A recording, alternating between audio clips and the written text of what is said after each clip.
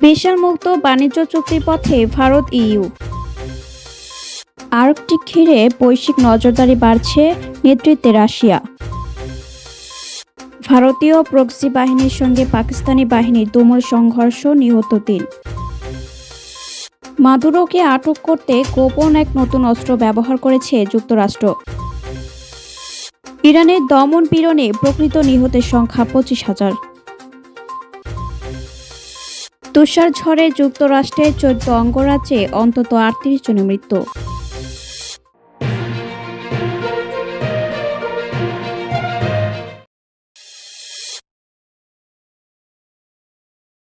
বিশাল মুক্ত বাণিজ্য চুক্তির পথে ভারত ইইউ।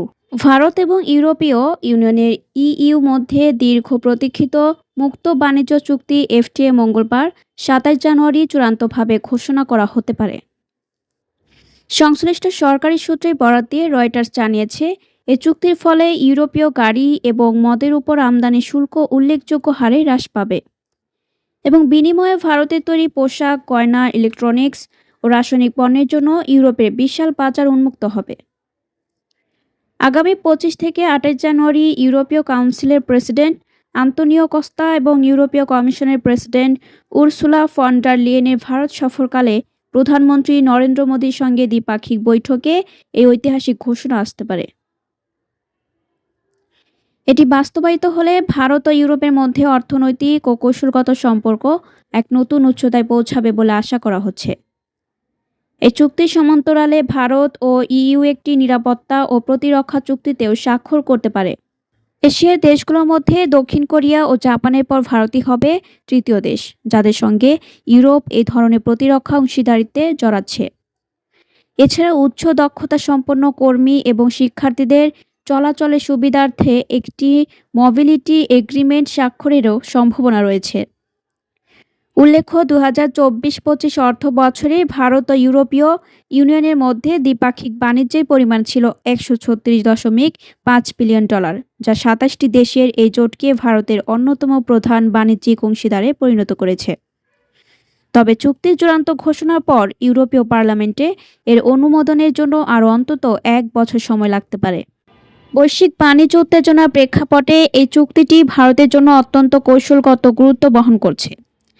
বিশেষ করে মার্কিন প্রেসিডেন্ট ডোনাল্ড ট্রাম্প ভারতীয় আমদানির উপর শুল্ক বাড়িয়ে ৫০% পর্যন্ত করার পর ভারত এখন বিকল্প বাজারের সন্ধানে মরিয়া। দাভোসে ওয়ার্ল্ড ইকোনমিক ফোরামে উরসুলা ফন ডার লিয়েন জানিয়েছিলেন, চুক্তিটি চূড়ান্ত পর্যায়ে থাকলেও কিছু স্পর্শকাতর বিষয়ে এখনও কাজ বাকি রয়েছে। এর মধ্যে বিশেষ করে গাড়ি আমদানিতে ভারতের উচ্চ শুল্ক হ্রাসের বিষয়টি নিয়ে দুই পক্ষের মধ্যে দর কষাকষি চলছে।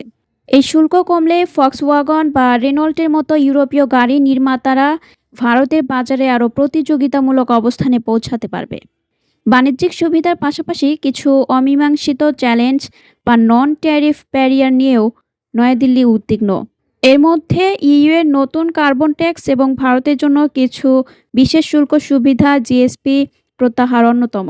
ভারতের বাণিজ্য মন্ত্রণালয়ের মতে, এই সুবিধা স্থগিত হওয়ায় ভারতে প্রায় $১.৯৫ বিলিয়ন রপ্তানি ক্ষতিগ্রস্ত হতে পারে, যা কাটিয়ে উঠতে এই মুক্ত বাণিজ্য চুক্তি অত্যন্ত জরুরি। দিল্লির think tank global trade research ইনিশিয়েটিভের প্রতিষ্ঠাতা অজয় শ্রীবাস্তব মনে করেন, এই চুক্তির ফলে ভারতের তৈরি পোশাক ও চামড়াজাত পণ্য রপ্তানি বেড়ে যাবে এবং বাংলাদেশ ও ভিয়েতনামের মতো প্রতিযোগী দেশগুলোর সাথে ভারত সমান তালে পাল্লা দিতে পারবে। We need Greenland for national security and even international security. Arctic ঘিরে বৈশ্বিক নজরদারি বাড়ছে, নেতৃত্বে রাশিয়া। আর্কটিক অঞ্চলে ঘিরে বৈশ্বিক আগ্রহ ও ভূরাজনৈতিক উত্তেজনা ক্রমে বাড়ছে। এমন প্রেক্ষাপটে শুক্রবার ২৩ জানুয়ারি রাশিয়ার প্রেসিডেন্ট ভ্লাদিমির পুতিন রুশ রাষ্ট্রীয় বার্তা সংস্থা তাসের বরাতে বলেছেন, আর্কটিক বৃত্তের বাহিরের বহু দেশ এখন এই অঞ্চলের প্রতি মনোযোগ দিচ্ছে এবং আর্কটিক উন্নয়নের রাশিয়া দীর্ঘদিন ধরেই নেতৃত্ব দিয়ে আসছে। Moscow institute of physics and টেকনোলজির শিক্ষার্থীদের সঙ্গে এক আলোচনায় পুতিন বলেন, এখন শুধু আর্কটিক অঞ্চলের দেশগুলো নয়, বিশ্বের অনেক দেশই আর্কটিকে কী ঘটছে সে বিষয়ে বাড়তি মনোযোগ দিচ্ছে। গ্রিনল্যান্ড নিয়ে সাম্প্রতিক প্রতিবেদনের প্রসঙ্গ টেনে তিনি শিক্ষার্থীদের প্রতিক্রিয়ার কথা উল্লেখ করেন। গ্রিনল্যান্ড ইস্যু নিয়ে পুতিন বলেন, তোমরা হাসছিলে, মজা পাচ্ছিলে, কিন্তু বাস্তবে একদিকে এটা মজার ও আকর্ষণীয় হলেও অন্যদিকে বিষয়টি অত্যন্ত গুরুত্বপূর্ণ। এর মাধ্যমে তিনি আর্কটিক অঞ্চলের কৌশলগত গুরুত্বের দিকটি তুলে ধরেন। পুতিন আরও বলেন, নিঃসন্দেহে বহু দশক ধরেই আর্কটিক উন্নয়নে রাশিয়া একটি নেতৃত্বদানকারী দেশ। চলতি বছরের জানুয়ারিতে যুক্তরাষ্ট্রের প্রেসিডেন্ট ডোনাল্ড ট্রাম্প আবারও গ্রিনল্যান্ড অধিগ্রহণে ইচ্ছা প্রকাশ করেন। তিনি জাতীয় নিরাপত্তা ঝুঁকির কথা উল্লেখ করে বলেন, প্রতিদ্বন্দ্বী শক্তিগুলোর প্রভাব ঠেকাতেই এই পদক্ষেপ প্রয়োজন। ট্রাম্পের দাবি ছিল, আমরা না নিলে রাশিয়া বা চীন নেবে। এদিকে উত্তেজনা বাড়তে থাকায় রাশিয়া আর্কটিকে নিজের প্রতিরক্ষা সক্ষমতা আরও জোরদার করার অঙ্গীকার করেছে। তবে রাশিয়ার পররাষ্ট্রমন্ত্রী সের্গেই লাভরভ বলেছেন, গ্রিনল্যান্ড দখলের কোনো পরিকল্পনা মস্কোর নেই। বিশ্লেষকদের মতে আর্কটিক অঞ্চল এখন ক্রমেই বৈশ্বিক ভূরাজনীতির কেন্দ্রবিন্দুতে পরিণত হচ্ছে, যেখানে প্রাকৃতিক সম্পদ, নিরাপত্তা ও প্রভাব বিস্তারের প্রশ্ন একই সুতোয় গাঁথা।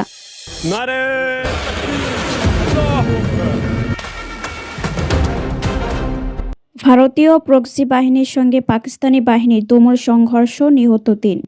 বেলুচিস্তানের পাকিস্তানি নিরাপত্তা বাহিনীর সঙ্গে সংঘর্ষে ৩ ভারতীয় প্রক্সি বাহিনীর সদস্য নিহত হয়েছে।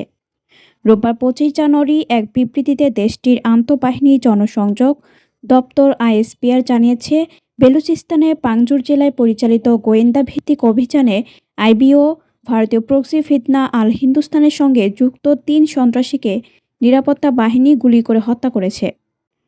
বিবৃতিতে বলা হয়, অভিযান পরিচালনার সময় নিরাপত্তা বাহিনী কার্যকরভাবে সন্ত্রাসীদের অবস্থানে অভিযান চালায় এবং তীব্র গুলি বিনিময়ের পর স্থানীয় এলাকার কমান্ডার ফারুক ওরফে সরো, আদিল এবং ওয়াসিমকে গুলি করে হত্যা করা হয়। নিহত সন্ত্রাসীদের কাছ থেকে অস্ত্র ও গোলাবারুদও উদ্ধার করা হয়েছে। এলাকায় ভারত সমর্থিত অন্য সন্ত্রাসীদের ধরতে স্যানিটাইজেশন অভিযান পরিচালিত হচ্ছে বলেও জানায় সংস্থাটি। আইএসপিআর প্রতিশ্রুতি দিয়ে বলেছে, আজমে ইস্তেকাম দৃষ্টিভঙ্গির অধীনে পাকিস্তানের নিরাপত্তা বাহিনী এবং আইন প্রয়োগকারী সংস্থাগুলোর নিরলস সন্ত্রাসবাদ বিরোধী অভিযান পাকিস্তান থেকে বিদেশি সমর্থিত সন্ত্রাসবাদের হুমকি নির্মূল করার জন্য পূর্ণ গতিতে অব্যাহত থাকবে। জিও নিউজের খবরে বলা হয়, ২০২১ সালে তালেবান আফগানিস্তানের নিয়ন্ত্রণ পুনরুদ্ধারের পর থেকে পাকিস্তানের সীমান্তবর্তী সন্ত্রাসী কার্যক্রম বৃদ্ধি পেয়েছে। আফগানিস্তানের সীমান্তবর্তী কেপি এবং বেলুচিস্তান প্রদেশগুলো এই হামলার দ্বারা বিশেষভাবে প্রভাবিত হয়েছে। আইএসপিআরের মহাপরিচালক লেফটেন্যান্ট জেনারেল আহমেদ শরীফ চৌধুরী ৬ জানুয়ারি তার প্রেস বিজ্ঞপ্তিতে বলেন, আইন প্রয়োগকারী সংস্থাগুলো ২০২৫ সালে দেশ জুড়ে ৭৫,১৭৫টি আইবিও পরিচালনা করেছে। এসব অভিযানে ২,৫৯৭ জন সন্ত্রাসী নিহত হয়। মাদুরোকে আটক করতে গোপন এক নতুন অস্ত্র ব্যবহার করেছে যুক্তরাষ্ট্র।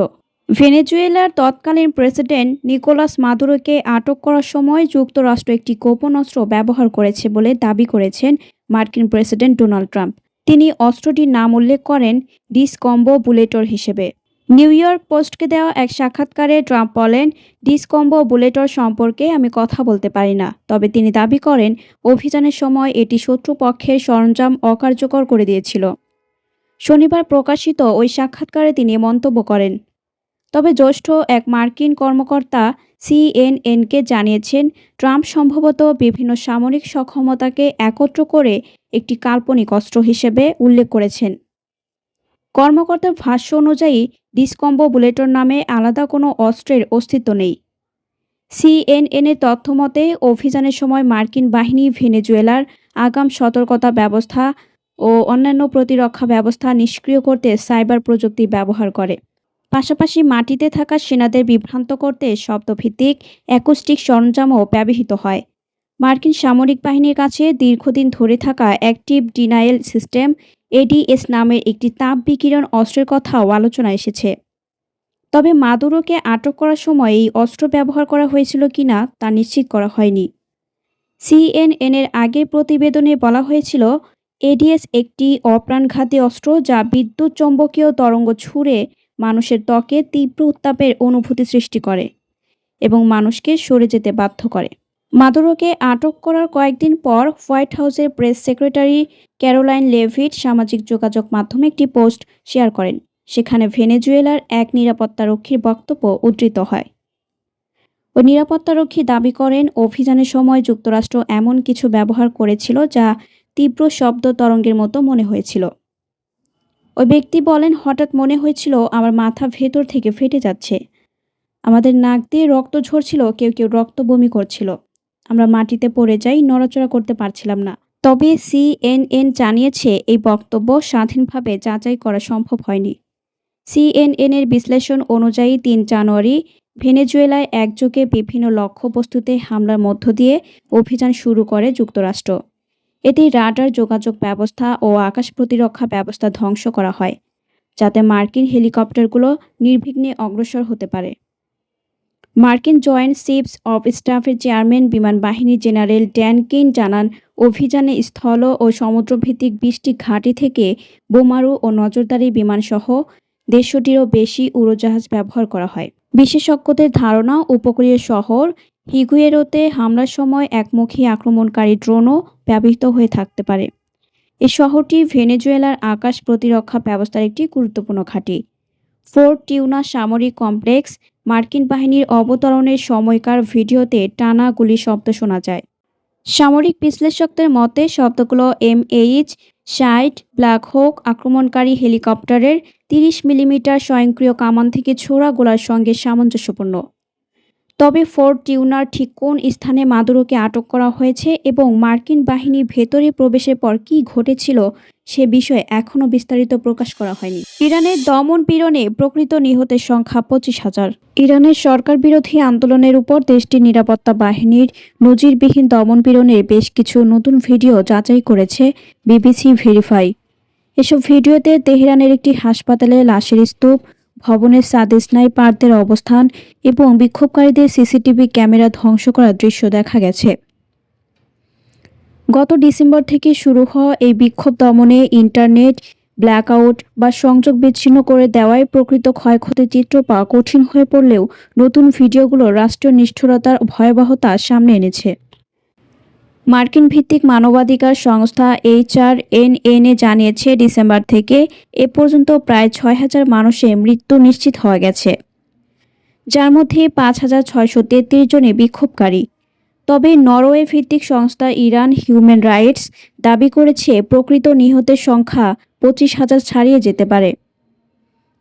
বিবিসি ভেরিফাই এবং বিবিসি পার্সিয়ান কর্তৃক বিশ্লেষণকৃত একাধিক ভিডিওতে পূর্ব তেহরান পার্স হাসপাতালের মর্গের ভেতরে লাশের স্তূপ দেখা গেছে। ভিডিওর ভেতরে দৃশ্য যাচাই করে একটি ভিডিওতেই অন্তত ৩১টি মৃতদেহ গণনা করা হয়েছে। হাসপাতালের প্রবেশপথের বাইরে আরও ৭টি বডি ব্যাগ পড়ে থাকতে দেখা গেছে। গত ৮ ও ৯ জানুয়ারি নির্বাসিত শাহজাদা রেজা পাহলভীর ঢাকা দেশব্যাপী বিক্ষোভ চলাকালীন এসব ভিডিও ধারণ করা হয়েছে বলে ধারণা করা হচ্ছে। প্রত্যক্ষদর্শীদের মতে এই ২ রাত ছিল বিক্ষোভকারীদের জন্য সবচেয়ে রক্তক্ষয়ী। পশ্চিম তেহরানের একটি মহাসড়কে বিক্ষোভ চলাকালে বৃষ্টির মতো গুলির শব্দ এবং মানুষের আর্তনাদ ভিডিওগুলোতে স্পষ্টভাবে ফুটে উঠেছে। বিক্ষোভকারীরা নিরাপত্তা বাহিনীর নজরদারি এড়াতে বিভিন্ন স্থানে সিসিটিভি ক্যামেরা অকেজো করার চেষ্টা করছেন। যাচাইকৃত একটি ভিডিওতে দেখা গেছে, রাজধানী তেহরানে একজন ব্যক্তি একটি বৈদ্যুতিক খুঁটিতে উঠে সিসিটিভি ক্যামেরা ভাঙচুর করছেন এবং নিচে থাকা জনতা উল্লাস প্রকাশ করছে। দক্ষিণ পূর্বের শহর কেরমানের সামরিক পোশাকে সশস্ত্র ব্যক্তিদের টানা গুলি ছুড়তে ছুড়তে রাস্তা দিয়ে হেঁটে যেতে দেখা গেছে। এছাড়া উত্তর পূর্বের শহর মাশহাদে একটি ভবনের ছাদে ২ জন স্নাইপারের উপস্থিতি রেকর্ড করা হয়েছে, যাদের পাশে বড় আকারের রাইফেল রাখা ছিল। বিবিসি এ পর্যন্ত ইরানের ৭১টি শহর ও জনপদে বিক্ষোভ ছড়িয়ে পড়ার খবর সংগ্রহ করেছে, তবে প্রকৃত সংখ্যা আরও অনেক বেশি হতে পারে বলে ধারণা করা হচ্ছে। ইরানি কর্তৃপক্ষ গত সপ্তাহে জানিয়েছিল, সহিংসতায় ৩,১০০ জনেরও বেশি মানুষ নিহত হয়েছেন। তবে তাদের দাবি অনুযায়ী নিহতদের বড় অংশই নিরাপত্তা কর্মী এবং দাঙ্গাবাজদের হাতে আক্রান্ত পথচারী। বর্তমানে দেশটিতে ইন্টারনেটের উপর কঠোর কড়াকড়ি জারি থাকলেও কেউ কেউ স্টারলিংক স্যাটেলাইট ইন্টারনেট বা VPN ব্যবহার করে ভিডিওগুলো পাঠাতে সক্ষম হয়েছেন। তুষার ঝড়ে যুক্তরাষ্ট্রের ১৪ অঙ্গরাজ্যে অন্তত ৩৮ জনের মৃত্যু।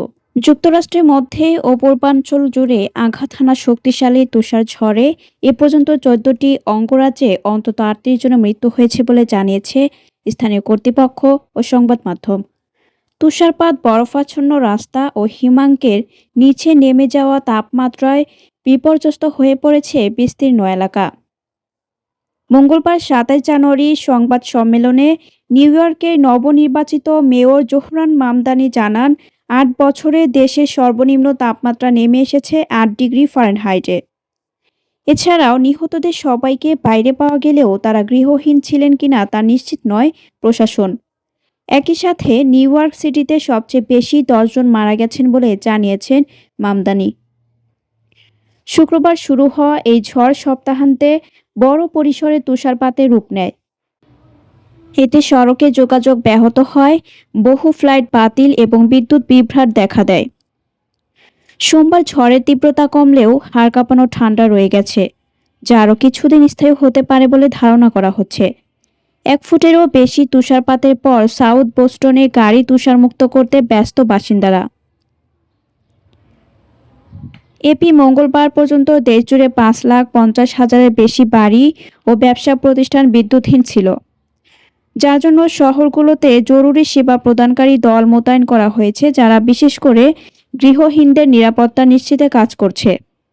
চরম আবহাওয়ার কারণে নিউ ইয়র্ক সিটির অবসান ও নগর উন্নয়ন দপ্তরের বাধ্যতামূলক গৃহহীন গণনা ফেব্রুয়ারির শুরুতে পিছিয়েছে।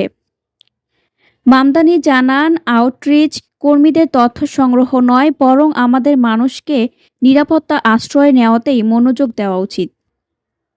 শহরের ৩টি আশ্রয়কেন্দ্র ও ২টি অতিরিক্ত কেন্দ্র মিলিয়ে প্রায় ১,৪০০ গৃহহীন মানুষ আশ্রয় নিয়েছেন। এই গৃহহীন মানুষের জন্য পুলিশ, দমকল ও জরুরি সেবা প্রদানকারী কর্মীরা অতিরিক্ত সময়ে কাজ করছেন।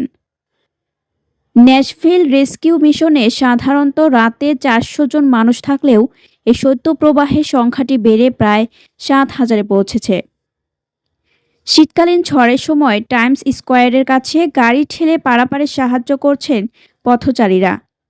রয়টার্স সারা দেশে তুষারঝড় সম্পর্কিত মৃত্যুর কারণ হিসেবে হাইপোথার্মিয়া, অতিরিক্ত ঠান্ডায় হৃদরোগজনিত জটিলতা এবং বরফ পরিষ্কার করতে গিয়ে দুর্ঘটনার কথা জানানো হয়েছে। সপ্তাহান্তে টেক্সাসের বোনহ্যামে বরফে জমা একটি পুকুরে পড়ে ৩ কিশোরের মৃত্যু হয়। Kansas, Kentucky, Louisiana, Mississippi, South Carolina, Tennessee ও মিশিগানেও এমন মৃত্যুর খবর পাওয়া গেছে। আগামী সপ্তাহে যুক্তরাষ্ট্রের পূর্বাঞ্চলে আরেকটি তুষারঝড় আঘাত হানতে পারে বলে আবহাওয়াবিদরা সতর্ক করেছেন। এখনও অন্তত ২০টি আমেরিকান কোনো না কোনো শীত সতর্কতায় আওতায় আছেন, যা ১ ফেব্রুয়ারি পর্যন্ত থাকতে পারে। পরবর্তী সংবাদ দেখার জন্য আমন্ত্রণ এবং সাবস্ক্রাইব করে বার্ড নিউজের পাশে থাকুন।